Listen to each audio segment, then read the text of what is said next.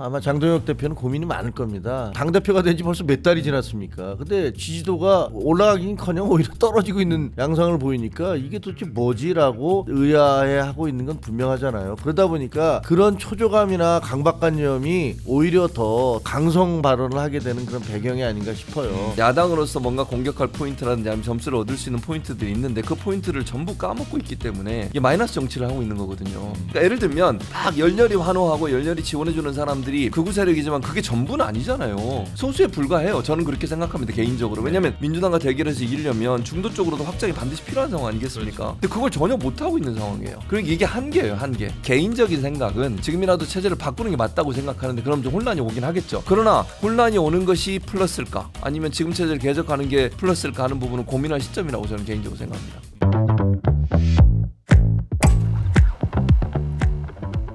국민의힘 이제 내부 상황 우리 김채구님의 전문 분야 그 전문이야. 나 안 하고 싶어. 전문 분야. 말씀을 나 해주셔야 하기 되는 싫어. 이런 얘기들로 넘어가고 있습니다. 우리 또 최 교수님 좋아하실 네, 저도 주제입니다. 좋아합니다. 아주 좋습니다. 공수교대예요. 이 또 국민의힘 투톱이죠. 이제 장동혁 대표와 송원석 원내대표. 이 두 분의 최근 공개 발언이 이제 윤석열 전 대통령에 대해서 뭐 이제 송원석 원내대표는 우리 당의 윤석열 대통령은 없다. 이렇게 못을 박았고 뭐 이제 민주당의 악의적 선동이다 이렇게 주장하는 반면에 최근에 장동혁 대표가 이게 계속 화제되는 발언이죠. 황교안 전 국무총리가 체포됐을 때 우리가 황교안이다. 뭐 이제 이러면서 아스팔트 보수와도 이제 연대할 수 있는 여러 발언을 하면서 당 안팎에서 투톱 간에 뭐 이제 당을 바라보는 시선이 다른 거 아니냐. 뭐 이제 이런 얘기가 나오는데 우리 최 교수님 먼저. 아니 그러니까 저는 송원석 원내대표도 저는 이런 말을 했지만 뭐 진짜 그런가 이런 생각이 개인적으로 들어요. 저는 똑같다고 생각하거든요. 장동혁 대표랑 네. 송원석 원내대표 별 다르지 않다고 봅니다. 네. 개인적으로. 그렇기 때문에 이게 무슨 의미가 있을까? 그러니까 말로 하는 게 중요한 게 아니거든요. 행동으로 보여줘야 돼요. 네. 아니 그런데 뭐 우리가 황교안이다 이런 얘기 한 것도 문제지만 송원석 원내대표도 발언한 내용을 보면 그 친윤의 색깔을 벗어나지 못하고 있다고 저는 봅니다. 개인적으로. 그러니까 지금 현재 국민의힘 지도부 자체가 네. 친윤의 그 그늘에서 벗어나지 못한 상태예요. 네. 근데 뭐 말로는 우리는 윤석열 없다 이런 얘기를 하는 게 무슨 의미가 있어요. 아니 무슨 얘기가 나올 때마다 극우 세력들과 손잡으려고 하고 그 극우 세력들이 얘기하는 내용을 반복적으로 또 재생산해서 말씀도 하시고 이렇게 되면 국민들이 볼 때 과연 이게 윤석열과 결별했느냐 그렇게 보기 어려워요. 저는 이렇게 말로 하지 말고 실제적으로 행동으로 옮겨야 된다. 그리고 결별하려면 명확하게 해야 돼요. 정말 국민들이 볼 때 정말 끝장났구나라고 느낄 정도로 해야 되는 그런 모습이 전혀 보이지 않아요. 그러니까 제가 볼 때는 말로 아무리 한들 무슨 의미가 있느냐 이건 그냥 정치적 발언에 불과하다고 저는 생각합니다.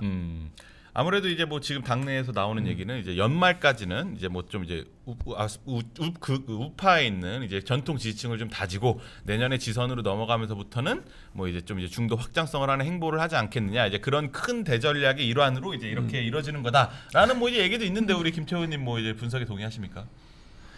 근데 지금 뭐 고민이 많죠. 아마 장동혁 대표는 고민이 많을 겁니다. 왜냐하면 지금 당 대표가 된 지 벌써 몇 달이 지났습니까? 근데 지지도가 뭐 전혀 올라가긴커녕 오히려 떨어지고 있는 양상을 보이니까 이게 도대체 뭐지라고 모두가 다 의아해하고 있는 건 분명하잖아요. 그러다 보니까 그런 초조감이나 강박관념이 오히려 더 강성 발언을 하게 되는 그런 배경이 아닌가 싶어요.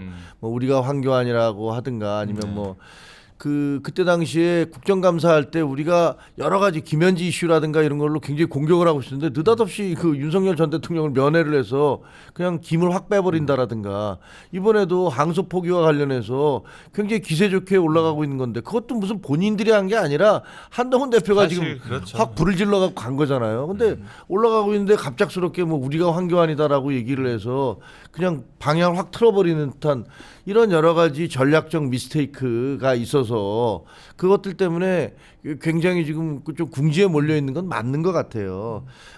그런데 이게 지금 우리 당내가 좀 복잡해요.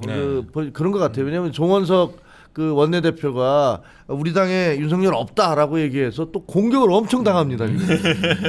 그 이른바 강성 우파, 그 뭐 극우들이라는 분들은 뭐 얘 송원석이 이거 뭐야라고 하면서 또 공격을 하고 있거든요. 그래서 지금 제가 생각하기에는 결국은 우리 당은 그 윤석열 전 대통령이나 김건희 씨하고 절연을 하고 그다음에 이건 잘못됐다. 잘못된 건 잘못된 거다라고 지인을 하고 그다음에 무슨 다른 공격을 하든가 방어를 하든가. 왜냐면 민주당도 문제가 많잖아요, 지금.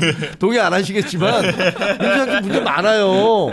그러면 우리가 잘못한 것은 이건 잘못했으니까 잘못했습니다라고 얘기하고 근데 저거 잘못하는 거는 이건 우린 지적해야겠어요라고 나올 때 사람들이 그래도 쟤네는 좀 합리적이네. 그래, 니네 뭐 잘못한 거 있지만 뭐 저쪽 잘못하는 거 니네도 비판할 수 있지라고 받아들이는데 우리가 잘못한 게 없다라고 주장을 하고 있으면 그리고 아무리 비판하고도 지금 그 중도층에 있는 분들을 만나면 그래 맞아 민주당 엉망이지 나빠 그러고 막 하다가 근데 국민의힘 지지하기 힘들어. 그렇죠. 이렇게 나온단 말이에요. 그러니까 이거 진짜 현장에서 그런 분들을 만나면 속된 말로 정말 미치고 펄짝 뛸 일이죠. 그렇죠. 이게 뭐야 도대체 이런 생각이 드는데 이런 것들에 대해서 당 지도부가 좀 고민을 해줘야 되는데 고민 안 하시는 것 같아서 참 안타깝습니다.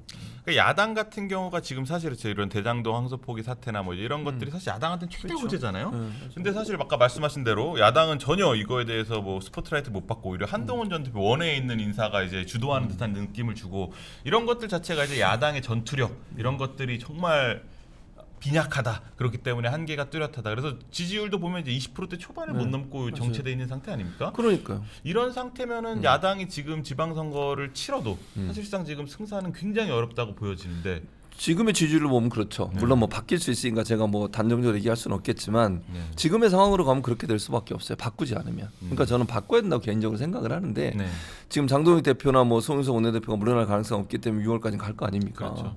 그럼 그분들이 공천을 할 거고 그렇게 해서 나오는 사람들이 어떤 사람들일까? 이렇게 생각을 하면 좀 암울해요. 뭐 제가 관련된 당은 아닙니다만. 그래서 이런 지금 현재 국민의힘의 모습으로는 절대로 안 된다고 저는 생각합니다. 왜 아까도 뭐 김종혁 최고도 말씀하셨지만 기본적으로 점수를 계속 까먹어요. 그러니까 예를 들면 야당으로서 뭔가 공격할 포인트라든지 아니면 점수를 얻을 수 있는 포인트들이 있는데 그 포인트를 전부 까먹고 있기 때문에 이게 마이너스 정치를 하고 있는 거거든요. 근데 본인들은 그 늪에서 빠져나와야 돼요. 그러니까 예를 들면 막 열렬히 환호하고 열렬히 지원해주는 사람들이 극우 세력이지만 그게 전부는 아니잖아요. 소수에 불과해요. 저는 그렇게 생각합니다. 개인적으로. 왜냐하면 중도 확장을 통해서 민주당과 대결해서 이기려면 중도 쪽으로도 확장이 반드시 필요한 상황 아니겠습니까? 그렇죠. 근데 그걸 전혀 못하고 있는 상황이에요. 그러니까 이게 한계예요. 한계. 그러니까 제가 볼 때는 뭔가 늪에 빠져 있는 것 같아요. 본인들이 빠져나올 수도. 왜냐하면 본인들의 전통적인 지지층이라고 본인이 당대표를 만들어주는 사람들로부터 벗어날 수 없으니까 거기서 허우적거리고 있고 그 상황이 계속되다 보니까 결국은 뭐 중도 확장은 안 되고 그것이 결국은 패배로 오고 패배가 되면 그 다음 어떻게 할 겁니까? 이게 지방선거 지고 나면 또 총선까지도 연결될 수 있어요. 만약에 물론 뭐 그때 되면 또 어떻게 바뀔 수도 있겠지만 이런 국민들의 실망감이 쌓이면요 쉽게 바뀌기 어렵거든요. 그래서 저는 지금의 상황으로 계속 가는 건 좀 위험하다고 생각해요. 뭐 제 개인적인 생각은 지금이라도 체제를 바꾸는 게 맞다고 생각하는데 그럼 좀 혼란이 오긴 하겠죠. 그러나 혼란이 오는 것이 플러스일까? 아니면 지금 체제를 계속하는 게 플러스일까 하는 부분은 고민할 시점이라고 저는 개인적으로 생각합니다.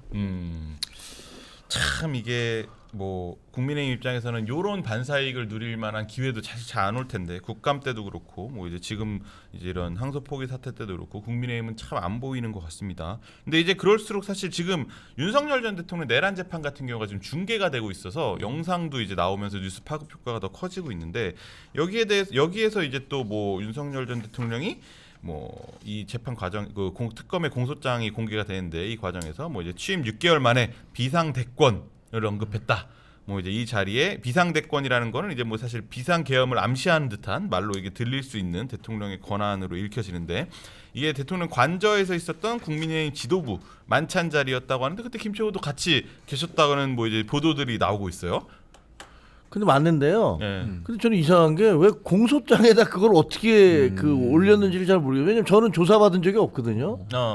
저한테 제 얘기를 들은 적도 또 이거는 제가 그 어디 KBS의 인터뷰에 나가서 그때 무슨 생각이 들었냐 그때 그 2년 전에 그 관저에서 뭐 내가 총살 당한 한이 있어도 싹 쓸어버리겠다라고 대통령 얘기하면 그 얘기를 듣고서 제가 굉장히 충격받았던 적이 있는데 그때 그 느낌 그런 생각이 들었다라고 제가 얘기를 했었어요. 근데 인터뷰를 한 적이 있는데 근데 그거를 공소장에다 쓴 건 좀 이상하더라고요. 저로부터 저한테 무슨 그 제가 만나서 뭐 얘기한 것도 아니고 진술한 것도 아닌데 그래서 특검 수사를 이런 식으로 하나라는 생각도 좀 들더라고요. 다른 부분도 다른 아니고 분한테 들었을 수 있지 않을까요? 모르겠어요. 그거. 거기 근데 있는 뭐 또 다른 제 얘기를 하면서 음. 했다고 그러더라고요. 네. 근데 공소장을 쓰면서 어떻게 그 본인한- 언론 보도에 본인 나온 얘기도 것만으로 없냐? 그걸 가지고서 공소장에다 써서 그랬으니까 아마 그때부터 뭐 했을 것이다. 이건 완전 추정의 영역이잖아요. 이게 어떻게 법률 더구나 이게 내란죄니 뭐니 하는 그 어마어마한 죄를 가지고서 다투는 사람들이 방송에 나와서 그때 그랬었다라고 소회를 얘기한 걸 가지고 공소장에 기록을 해놓는지 저는 좀 이상하더라고요. 근데 그 부분은 뭐 이제 사실 뭐 다른 제3자 그 자리에 같이 있었던 제3자가 뭐 진술을 했을 수도 있고 뭐 이제 그걸 토대로 뭐 공소장에 적시했을 수도 있는 아니 그럴 수 있죠. 부분이니까. 그러면 그 네. 사람이 이거 뭐 누가 진술을 해서 어떻게 했다라고 얘기를 해야 되는데 네. 저는 특검에 가본 적이 없습니다. 근데 이 말을 한 건 맞나요? 그런 그 얘기를 자리에서. 했죠. 그 자리에서 그런 얘기를 했고, 네. 그러니까 그렇다고 해서 제가 그 얘기한 거를 방송에 나온 거를 근거로 해서 그러니까 그 사람이 그때부터 그 계엄을 준비했다는 식의 논리를 만들어가는 거는 좀 너무 무리한 수사이고. 네. 그거는 증거를 가지고 얘기를 해야 되는 거잖아요. 네.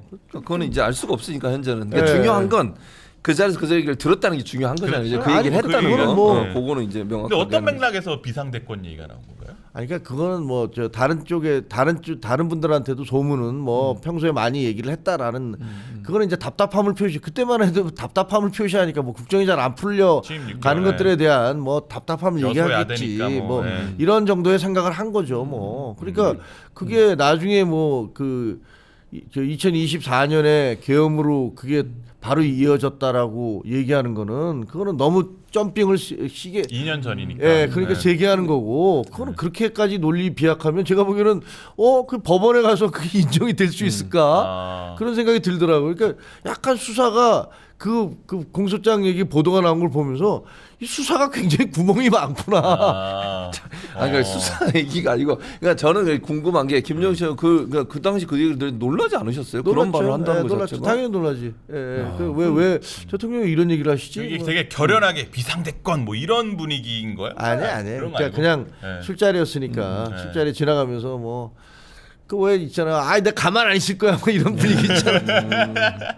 아, 알겠습니다. 이제 뭐 그래서 참 지금 이제 뭐 국민 이 재판이 진행되면서 이제 여러 가지 나오는 얘기들이 뭐 윤석열 전 대통령이 한동훈 전 대표한테 뭐 이제 빨갱이라고 하고 뭐 총으로 쏴 죽여버리고 싶다 뭐 이제 이런 충격적인 얘기들이 공개되면서 사실 이런 게 공개될수록 국민의힘의 이제 사실 지지자들 사이에서 분열과 뭐 이제 민주당의 공격 소재를 주고 악재로 작용할 수밖에 없는 이런 내용들일 텐데 이제 참 뭐 이런 윤석열 전 대통령 재판 같은 경우는 이제 이번 내년 지선 전에 늦어도 내년 2월 전에는 이제 선고가 날 것 같다는 분위기예요. 네네, 그래서 이제 그렇죠. 그 결과가 1심 결과가 어떤 식으로 나느냐에 따라서 또 이제 지선에도 영향을 미칠 것 같은데 좀 어떻게 전망하실까요? 그러니까 저는 뭐 당연히 유죄가 나올 거 어떤 정도의 형이 나오느냐가 중요하다고 그렇죠. 저는 생각해요. 뭐 이게 뭐 무죄로 갈 가능성은 거의 없으니까요. 네. 그런 내란 그 뭐 수괴라고 그러잖아요, 보통. 네. 그런 이제 그렇게 피의자로 돼 있기 때문에 네. 무기징역이나 사형이 나와야 되는 거잖아요. 네. 그렇게 되면 인정이 되면 물론 뭐 재판부가 어떻게 판단할지 저도 모르겠습니다만 네. 저는 지금까지 나온 여러 상황들 보면 인정될 가능성이 높다고 보고 네. 둘 중에 하나가 나올 거예요. 근데 뭐 이게 이제 지선에 큰 영향을 미칠 거다 뭐 이렇게 볼 수도 있지만 이미 계속 그 나오고 있기 때문에 네. 지금에 있는 이 영향력이 그대로 갈 거라고 생각해요. 뭐 그때 선고가 딱 되면 거기 가서 더 큰 뭐 영향이 행사될 거냐. 근데 한 가지는 있죠. 네. 그 결과에 대해서 국민의힘이 어떤 논평을 내느냐예요. 예를 들면 예. 만약에 또 장동혁 대표가 이거 잘못됐다 재판부를 비판하거나 예를 들면 판결이 2월에 판결이 나온다고 하면 네. 그 판결이 이건 불법이고 잘못되고 윤석열은 죄가 없다 이렇게 나오면 그건 영향을 미칠 수 있죠. 그러니까 그 상황이 어떻게 되냐 문제예요. 그러니까 판결은 네. 무기징역이나 사형이 나올 텐데 그렇게 나왔을 때 국민의힘의 반응 이거는 정말 파급력이 중요한 크죠. 포인트네. 예, 그 포인트를 봐야 된다고 생각합니다. 어떻게 낼 것 같으세요? 모르죠 뭐. 아니 근데 저희는 단절을 해야 된다고 계속 주장을 했는데 결국은 그래서 쫓겨난 거잖아요. 핍박받고 있고 그러니까 그 상식적이라면 재판 결과에 의해서 그리고 수많은 사람들의 증언에 의해서 뭐 범죄 혐의가 확인됐다 하면 대한민국에서 법 위에 있는 사람이 어디 있습니까? 누가 헌법 위에 있습니까? 대통령 그냥 5년 하고 끝나는 그냥 공무원인 거예요. 임명직 공무원, 그 선출직 공무원인 거예요. 그러니까 그 대통령이 왕이 아니지 않습니까? 그러니까 무슨 법에 의해서 법을 어겼다라고 하면 거기에 처벌받는 게 당연한 것이고 우리 당에는 지금 이명박 대통령과 박근혜 전 대통령 사진도 안 붙여놓고 있어요. 네. 회의실에. 그 네. 이유가 뭐예요? 그분들이 사법 처리를 받았다는 이유 아닙니까? 네. 그럼 뭐 그렇게 따지면은 지금 이 1심에서 유죄가 나오고 판결이 되면 그럼에도 불구하고 그분 윤석열 전 대통령과 함께 가겠다. 그리고 박근혜 이명박 대통령과는 완전히 범죄의 종류가 다른 거잖아요. 이분들은 어떻게 보면 정치 보복이라고 주장할 수도 있는 부분이 있어요. 네. 침소봉대됐다. 그리고 그때 주장했던 것들이 상당히 과장된 부분들이 많은 것도 또 밝혀지고 있잖아요. 그런데 이거는 좀 다르잖아요. 이거는 군인들을 동원해서 국가를 상대로 해서 국민 전체를 상대로 해서 비상계엄을 한 거기 때문에 이거 좀 다르다고요. 근데 그런데도 불구하고 마치 이게 우리 당이 뽑은 대통령이기 때문에 절대로 탄핵은 안 돼라고 주장하는 것은 그냥 제가 보기에는 그냥 어떻게 보면 일반 사람들이 보면 그냥 정치적 투정처럼 보일 수도 있어요. 그러니까 그게 그런 주장을 계속 그 보수가 네. 그런 주장을 내세운다면 네. 국민들의 지지를 받을 수 있겠습니까? 그래서 최 교수님 말씀 맞다나 아마 그 판결이 나왔을 때 네. 그때 과연 당이 어떻게 대응을 하느냐.